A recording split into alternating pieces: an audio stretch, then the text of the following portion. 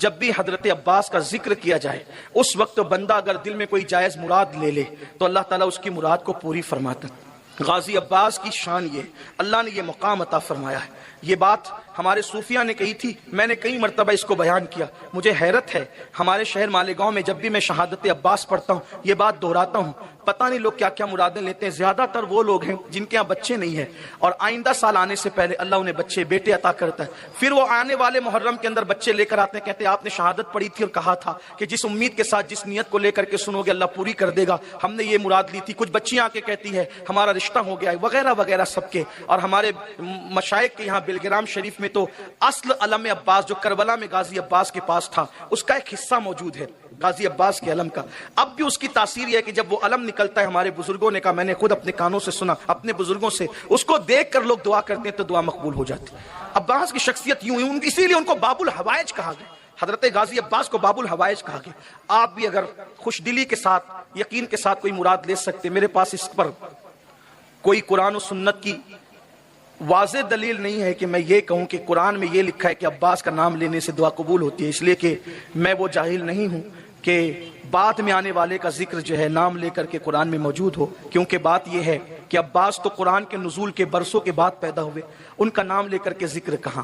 تو کچھ لوگ کہتے ہیں کہ بھئی اس کو بتا دے، اگر حالانکہ اشاروں میں آپ دیکھیں گے تو بات قرآن میں صاف موجود ہے، کیونکہ کوئی چیز قرآن نے چھوڑا ہی نہیں۔ قرآن کہتا ہے ان رحمت اللہ قریب من المحسنین، اللہ کی رحمت اس کے محسن بندوں کے قریب ہے۔ اور پھر حدیث پاک میں آتا ہے جب بھی نیکوں کا ذکر ہوتا ہے تو رحمتوں کا نزول ہوتا ہے، جب رحمتوں کا نزول ہوتا ہے تو دعائیں تو مقبول ہوتی ہے۔ سکینہ نے یہ کہا، عباس نے اپنے کندھے پہ مشکیزہ ڈالا، مشکیزہ ڈال کر کے عباس امام حسین سے کہتے ہیں حسین میں فرات کی طرف جا رہا ہوں اور پانی لانے جا رہا ہوں۔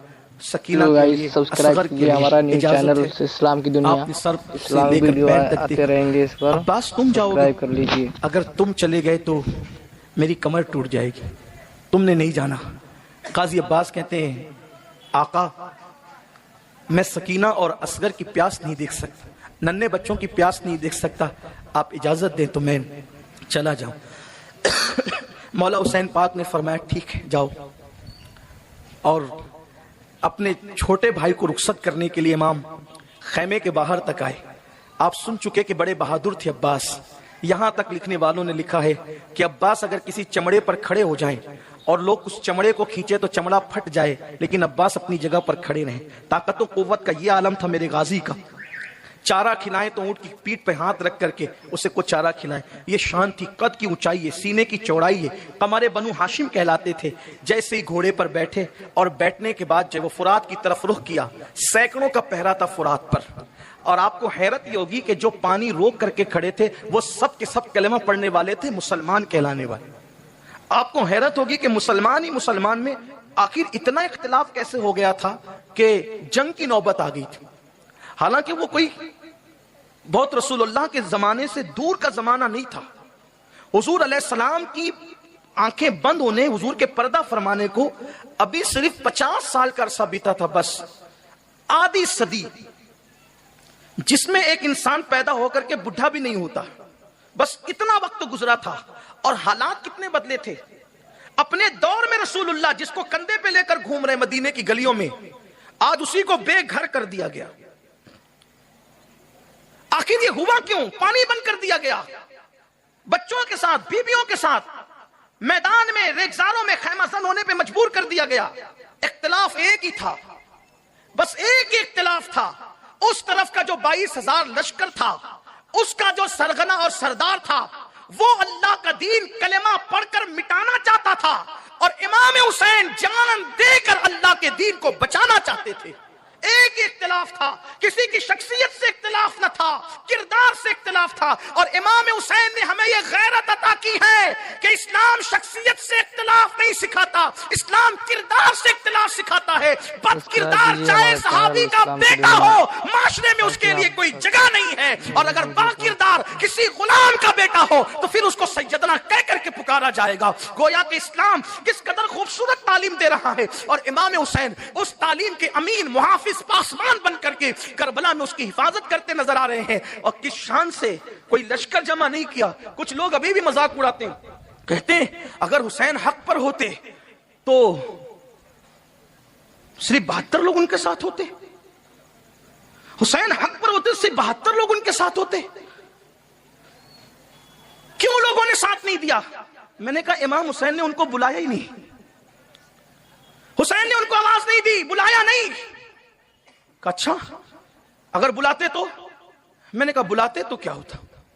اگر بلاتے تو میرا نظریہ عقیدت میری یہ ہے کہ کربلا کے میدان میں تل رکھنے کو جگہ کم پڑ جاتی۔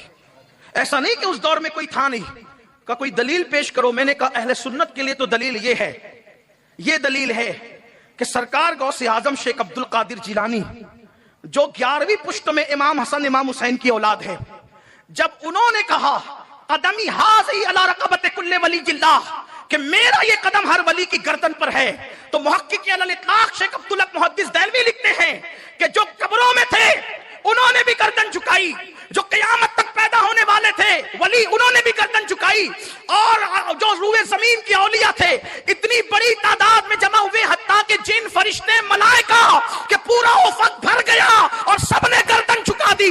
اب مجھے بتاؤ اگر گردن پر پیر رکھنے کے لیے 11ویں پشت کا بیٹا بلاتا ہے تو سارے زمین کے ولی فرشتے اور اللہ اکبر ملائکہ جمع ہو جاتے ہیں، جن جن کو اللہ نے چاہا۔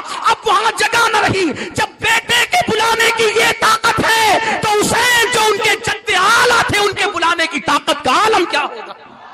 حسین نے بلایا نہیں، حسین نے بلایا نہیں، ورنہ جگہ کم پڑتی۔ دوسری چیز، اگر کسی کو یہ بات ہضم نہیں ہوتی تو میں یہ کہتا ہوں دنیا بھر میں امام حسین کے نام پہ جو محفلیں سجتی ہے ان ساری محفلوں کو ریکارڈ میں بنا کر کے دیکھ لو، جب نام حسین پر اتنے لوگ آ جاتے ہیں، یہ یہاں سے لے کے وہاں تک کس کے نام پہ آئے ہیں؟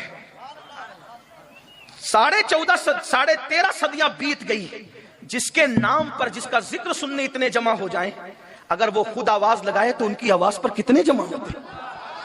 لیکن یہی ہوتا کہ 2 بڑے لشکر لڑتے، جنگ ختم ہو جاتی، ایک جیت گیا ایک ہار گیا، لیکن امام حسین وہاں سر بچانے نہیں گئے تھے، وہاں تو دین بچانے گئے۔ اسلام کی دنیا تاکہ آپ تک امام علی مقام عباس کو رخصت کرتے، ایک مقصد اللہ کے دین کا تحفظ۔ عباس گئے تو دیکھا پیرا ہے دریا پر، تلوار گھمائی شیر خدا کے شیر نے، اور ان کو تتر بتر کیا، ان کو منتشر کیا، حتیٰ کہ لڑتے لڑتے عباس فرات تک پہنچے۔ فرات پہ پہنچے، گھوڑے کا پیر دریا میں ڈالا اور پیر دریا میں ڈال کر آپ خود اتر کے مشکیزہ بھرا اور مشکیزہ بھر کے کندھے پہ ڈالا۔ کندھے پہ ڈالنے کے بعد سوچا آل پیغمبر کے خیمے میں پانی پہنچانے کی سعادت مجھے نصیب ہو رہی ہے، سب پیاسے ہیں، اگر میں یہاں پانی پی لوں تو میرے حصے کا پانی بھی کسی کو کام آ جائے گا۔ تو آپ نے مٹھی بھری اور مٹھی بھر کر کے جیسے پانی پینا چاہتے تھے تو فوراً آپ کو خیال آیا کہ اللہ کے رسول نے فرمایا کہ جب کھانے پینے کی بات آئے تو پہلے چھوٹوں کو کھلاؤ پلاؤ، بعد میں بڑے کھایا پیا کریں۔ معصوم علی اصغر پیاسا، سکینہ پیاسی اور عباس پانی پی لے، آل پیغمبر سے پہلے میں پانی پیوں، آل فاطمہ سے پہلے میں پانی پیوں۔ آپ نے پانی زمین پہ ڈال دیا۔ جب پانی زمین پہ ڈالا تو آپ نے، ہماری جماعت کے ایک مشہور سیرت نگار لکھتے ہیں کہ عباس نے اپنے گھوڑے سے کہا میں نہیں پیتا کیونکہ مجھے سکینہ کی پیاس یاد آ گئی، لیکن تو پی لے۔ تو گھوڑے نے بھی سر ہلایا ہی نہیں ہلایا، اور گویا کہ اس نے اپنے وفا کا اظہار کیا کہ آقا تو نہیں پیتا میں نے کیسے پینا ہے، اور اس نے نہیں پیا۔ ممکن ہے اس کو کوئی کہانی کس سے